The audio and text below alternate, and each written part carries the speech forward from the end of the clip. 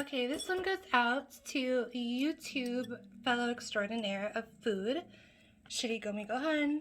I am going to try to make this freshly microwaved mochi into a little hot Cheeto taco. Let's see, I'm trying to do it with, my chopsticks, but it's so wide, let me squeeze it.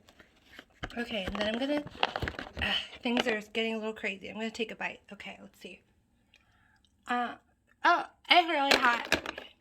Okay, I'm gonna update you later. That was a little intense. Okay, so life update. I almost burned my tongue, but thankfully I didn't because I was able to use these magic chopsticks to pull the food out of my mouth before that happened.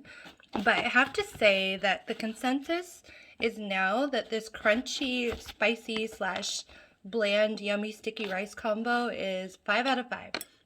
Highly recommend. So yeah, if you have hot Cheetos and microwavable mochi, go ahead and give it a try. Bye.